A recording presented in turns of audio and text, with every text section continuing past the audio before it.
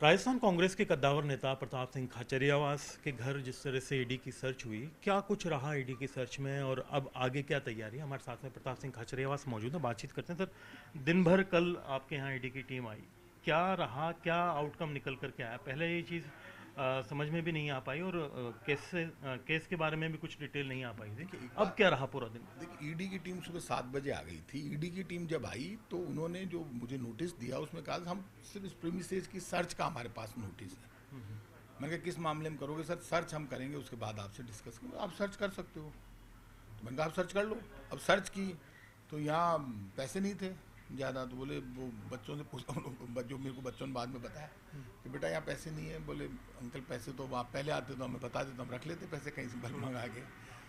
अब वो ईडी अपना काम करे, कोई दिक्कत नहीं, लेकिन ईडी से बाद में मैंने जो बात की, जो मामले ख़त्म हो गए जिनसे हमारा कोई लेना देना नहीं है, उन्होंने बात की तो मैंने उनको कुछ डॉक्यूमेंट दिए सेबी के। मैंने कहा ये पढ़ो। बोल सर ये हमारे पास नहीं है। मैंने कहा ये हमारी ड्यूटी है। इसमें ईडी का भी मामला लिखा हुआ है कि ईडी का मामला खत्म हो गया, सेबी आ गई बीच में, सेबी ने पैसे ले लिए, हमारे प्लॉट भी ले लिए, सब ले लिया, बात खत्म हो गई। फिर भी आपको आना था तो आप हमें बुला लेते। सर हम ईडी कहीं भी जा सकती है, रूल्स रेगुलेशन मैंने पढ़े, मैंने बात की तो भाई जा सकती है, लेकिन ईडी को जो इतने अधिकार दिए हैं, सवाल बीजेपी कांग्रेस का नहीं, बीजेपी के नेताओं को समझ लेना चाहिए। जैसी फसल बोगे ना वैसी वैसी काटोगे। दो तरह के लोग होते हैं।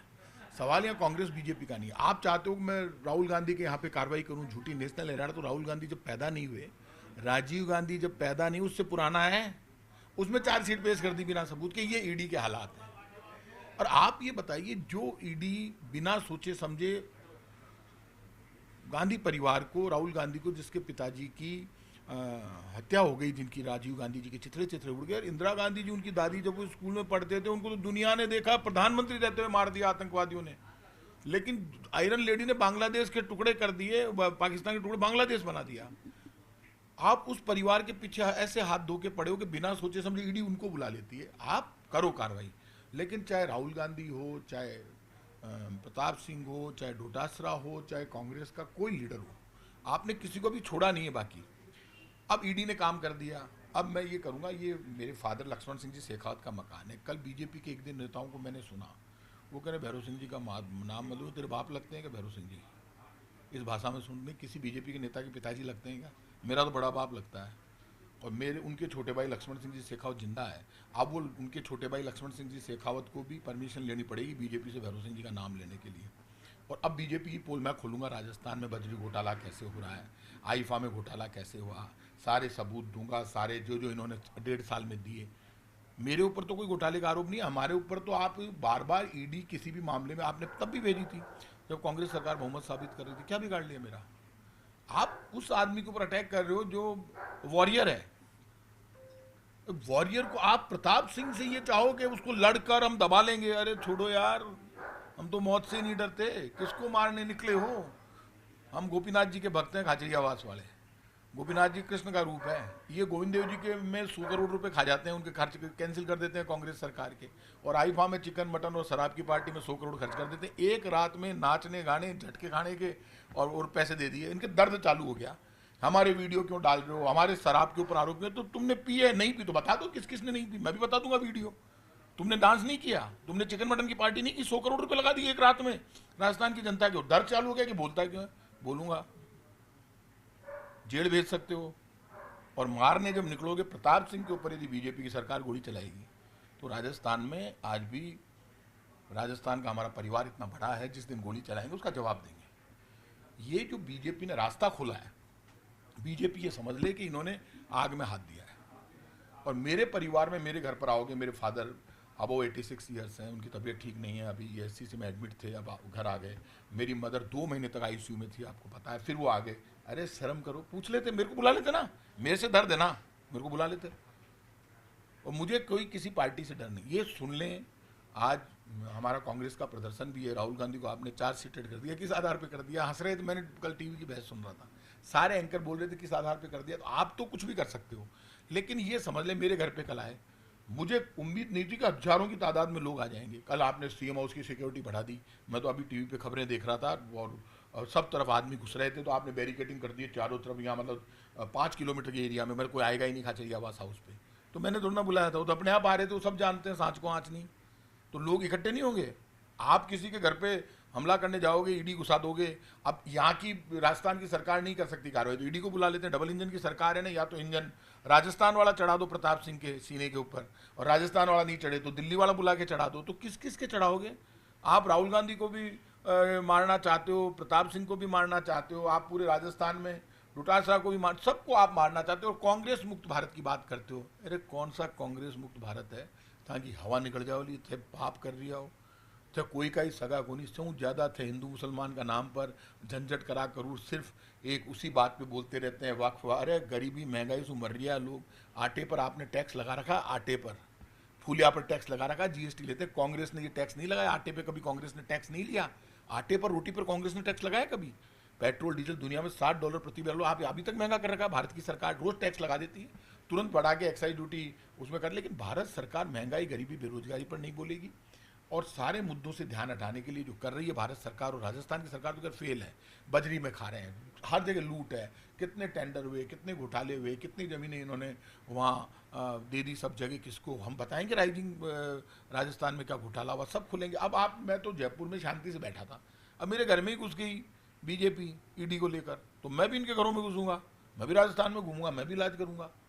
आप घर बैठे बैठे किसी को शांति से बैठने नहीं देते। भाई मैंने मान लिया तुम्हें वोट मिल रहा है, तुमने हिंदू मुसलमान के नाम पर डरा धमकाकर वोटर को बिल्कुल बेवकूफ़ बनाकर आपने वोट ले लिया, लेकिन वोटर भी तो अब समझदार है, उसे समझ में आ गई। अब हनुमान चालीसा के पाठ नहीं करते, अब ठाकुर गोविंद देव जी के 100 करोड़ रुपए ले लेते हैं वापस, और वहाँ पे बड़ी बड़ी दीवारें बना देते हैं। तो अब आपने तो पैसे भी ले लिए गोविंद देव जी के। जयपुर का मुसलमान हिंदू सिख ईसाई सब कह रहा है गोविंद देव जी की लड़ाई में हम लड़ेंगे आपके साथ, और सब जाएंगे। बोले तो गोविंद देव जी तो हमारे सबके हैं, इन्होंने कैसे ले लिए पैसे? तो ये जो नाटक कर रहे हैं, कल मेरे यहाँ पे आगे ईडी यदि मुझे बुलाएगी, मेरे परिवार को बुलाएगी, हम जाके जवाब देंगे। हमें कोई आपत्ति नहीं है, हमें कोई डर नहीं है। अभी शाम तक उनका क्या असेसमेंट रहा ओवरऑल, क्या कहते? ओवरऑल वो एक कागज नहीं ले गए यहाँ से। हमने जो कागज उनको दिए कि साहब ये ले जाओ, देखो इसमें ईडी के लिए क्या लिखा हुआ है, आपके सेबी ने क्या दिया, वो जो हमने दिए हैं वो बोले ये आप लेके जाओ। हमने दिए हैं कुछ कागज तो उनको। मैंने कहा आप यहाँ क्यों आए हो? बोले सर हमने तो सिर्फ सर्च, हमारे पास सिर्फ सर्च का है। तो सर्च में ही भाई आपको किसी ने कहा यहाँ सोना पड़ा तो लेके जाना चाहिए था सोना, आपको कहाँ मिला? आपको सोना, आपको नोट मिले हो तो वो बताने की घोषणा करो ना, कितने नोट मिले? पीसा मिले ही को नहीं। मैं चोर को नहीं, हमने कोई घोटाला नहीं किया, हम डरते नहीं है किसी से। मैं रोज कहता हूँ कांग्रेस की सरकार ने कोई घोटाला नहीं किया, घोटाले बीजेपी की सरकार कर रही है। आप मेरे घर आए थे ना, मैं रोज चिल्ला रहा हूँ, लड़ रहा हूँ, आप आए थे। मुझे किसी ने दबी जबान से किसी ने इशारे में बताया कि साहब हमें पता चला यहाँ पता नहीं कितने मिलेंगे, रुपया को नहीं मिला। अरे मायन रुपया मिला, हजारा के मायन है, भाई ढूंढवाना आया करोड़ा के मायन है, तो करोड़ों रुपए मिले ही नहीं आपको, तो आप लेके क्या जाते? चले गए। अब वो बुलाएंगे, हम जाके जवाब दे देंगे, वो भी घुमा फिरा के कुछ पूछ लेंगे। जब वो राहुल गांधी को बुला सकते हैं, देश में किसी को भी बुला सकते हैं, कुछ भी कर सकती है ईडी, जवाब देंगे ईडी का। सर आज ईडी कार्यालय पे भी आपका कांग्रेस का विरोध? वो राहुल गांधी जी को जो चार्जशीट किया उस मामले में आज पूरे देश में कांग्रेस प्रदर्शन कर रही है। राहुल गांधी हमारे नेता हैं, तो राहुल गांधी को गलत चार्जशीट किया, इसलिए हम सब आज ईडी कार्यालय पर इकट्ठे होंगे और प्रदर्शन करेंगे। हम एक ही बात कहना चाहते हैं, राहुल गांधी देश की आवाज़ है, देश की जनता की आवाज़ है। आप राहुल गांधी की आवाज़ को दबाकर हिंदुस्तान को कमज़ोर करना चाहते हो, किसी भी कीमत पर राहुल गांधी की आवाज़ कमज़ोर नहीं पड़ने देंगे। यदि राहुल गांधी की आवाज़ कमज़ोर पड़ती है, और जो सोनिया गांधी जी इतनी सीनियर हैं, उनको आपने चार्जशीटेड किया। नेशनल हेराल्ड वो पावर है जो आज़ादी की लड़ाई लड़ रहा था, वो अखबार है ये, और उसकी जो प्रॉपर्टीज है वो आज़ादी से पुरानी है। ये बीजेपी ने नहीं बनाई, बीजेपी की तो उम्र ही 40 साल है और कांग्रेस की उम्र 150-200 साल है। तो नेशनल हेराल्ड में आप बदमाशी कर रहे हो। और मैं लोगों से ये कहता हूँ, व्हाट्सअप यूनिवर्सिटी चलाती है बीजेपी, व्हाट्सअप पे झूठे झूठे, अब आजकल एक महात्मा गांधी पे मैसेज डाल रखा है, शर्म नहीं आती लोगों को, लोग उसको आगे बढ़ाते हैं। और महात्मा गांधी, रे बेईमानो शर्म करो, गांधी कौन था? वो आधा वो क्यों पहनते थे? जब देश की महिलाओं को उन्होंने, वो बिहार गए, देखा कि साहब आधा साड़ी पहन रहे, वो साड़ी नहीं है तो बार बार आ रही है, तो आधा पहनना चालू कर दिया कपड़ा। अरे किस गांधी के लिए कह रहे हो? पाप लगेगा, धरती पड़ जाएगी। मैं कह रहा हूँ इतना पाप लगेगा, जो ये व्हाट्सएप पे महात्मा गांधी के खिलाफ लिख रहा है वो पाप का भागीदार होगा। देख लेना, उसको कभी जिंदगी में तरक्की नहीं करेगा, बर्बाद हो जाएगा जो महात्मा गांधी के खिलाफ लिखा। मैं कह रहा हूँ क्योंकि ऊपर वाला बद्दुआ देगा उसको, कृष्ण भगवान छोड़ेंगे नहीं। जो डालते हैं ना ज़्यादा बीजेपी के चमचे बनकर, उनको पाप लगेगा, चाहे वो पैसे लेकर डाल रहे हो, चाहे वो तनख्वाह पर बैठे हो। लेकिन महात्मा गांधी के लिए गंदा लिख रहे हो, आज़ादी के आंदोलन के लिए गंदा लिख रहे हो, झूठी बातें लिख रहे हो, पंडित नेहरू के लिए झूठी बात लिख रहे हो, राहुल गांधी के लिए। अरे सच बात लिखना, और हिस्ट्री की बातें गलत लिख रहे हो, झूठी लिख रहे हो। क्या बात कर रहे हो? हिस्ट्री तो आप पढ़ो तो सही। अरे जब राणा सांगा लड़ने गया तो हसन का मेवाती मुसलमान लड़ रहा था राणा सांगा के साथ। ये फालतू के किस्से कहानियां सुनाते हो, ये कोई बात हुई क्या? ये जो बीजेपी का जो नाटक है, अब नाटक नहीं चलेगा कभी। ईडी, अब आप मेरे पीछे पड़ गए तो ईडी लेके चल गए, आ जाओ ईडी भी ले, और कुछ बाकी है तो बीजेपी वालों ले आना। मेरे में जो दम है वो मैं करूंगा, तुम्हारे में दम है वो तुम करना, अब फैसला होगा। बहुत बहुत शुक्रिया आपका। तो आप हैं प्रताप सिंह खाचरियावास, सीधे तौर पर सरकार को चेतावनी है कि तमाम तरह के घोटालों के मामलों में सरकार का इलाज किया जाएगा। ईडी ने अपनी कार्रवाई दिन भर कर ली है, उसके बाद में आगे जो भी कार्रवाई रहेगी उसमें सहयोग किया जाएगा, पहुंचेंगे। और फिलहाल जो कांग्रेस की ओर से पूरे प्रदेश के जो कांग्रेसी हैं वो जयपुर में ईडी कार्यालय के सामने बड़ा विरोध प्रदर्शन करेंगे और जो घटनाक्रम है उसको लेकर के अपना विरोध जाहिर करेंगे। कैमरा पर्सन अविनाश के साथ में अरबाज अहमद, न्यूज़ 18 के लिए जयपुर से।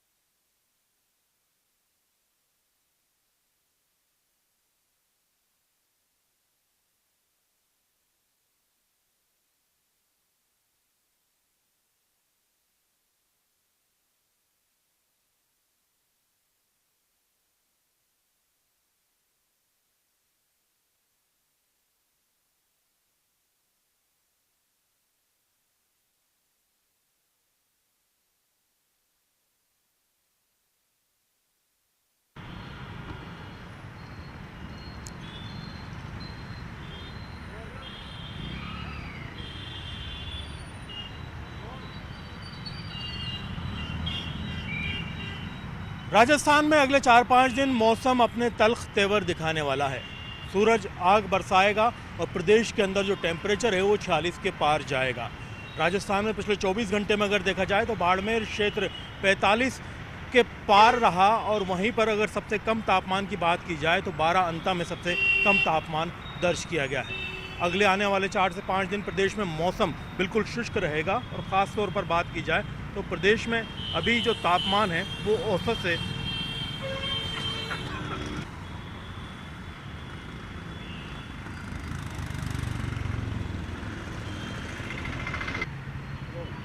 राजस्थान में मौसम ने अपनी तल्ख तेवर दिखाने की तैयारी कर ली है। सूरज आसमान से आग बरसाने वाला है।